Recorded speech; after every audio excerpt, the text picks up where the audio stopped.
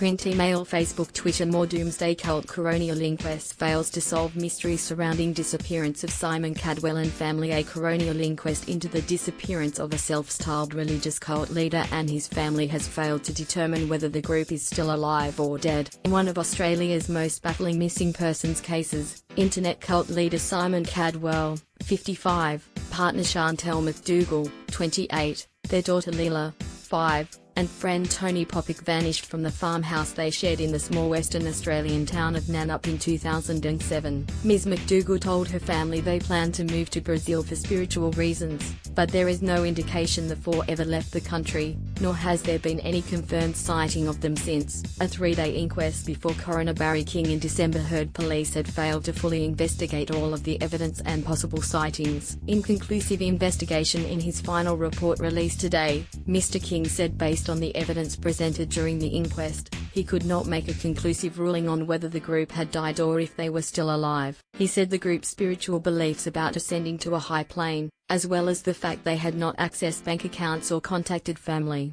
pointed towards their deaths. But the coroner also noted there was enough evidence, including 4 unconfirmed sightings of the group, to support the theory they were alive after orchestrating their own disappearances. 2 tickets booked under the name J. Roberts were redeemed on the morning of July 16, 2007, one going from East Perth to Kalgoorlie and the other from Perth to Northcliffe. An unused bus ticket from Bridgetown to Northcliffe in the same name had been booked days earlier, after a call was made from the group's Nannup home to Transwa. Coroner notes preparatory behaviour. The group also sold vehicles and pets, paid off credit cards and disconnected utility services in the lead-up to their disappearance. Behaviour Mr. King described as preparatory. Mr. King said he thought a self-styled cult leader like Mr. Kadwell, who had spoken often of peaceful suicide pacts and the like, would have publicised his own death. It seems to me that, if Simon had truly been motivated to end his life by his desire to be considered a spiritual leader, making his ascension known would have been a powerful message, he wrote. Parents left broken by lack of answers. Ms. McDougall's parents Jim and Catherine had called for the inquest in the hope they would get the answers they have so desperately desired. But Catherine McDougall said despite the comprehensive testimony of 8 witnesses, they had no new information to go on. We just have to hope that someone knows something and they come forward, she said. We'd just like to know what has happened to them, whether it's good or bad.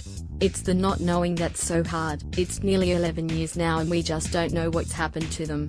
Catherine McDougall said living with the trauma of not knowing what had happened to her daughter and granddaughter was a torturous cycle. Every day I think of different scenarios of what happened. Either they've gone through with the suicide pact or they've actually disappeared somewhere else, she said. I just don't know. It's just so hard all the time. You think about it, maybe they've done this or maybe that's happened. It's just horrible.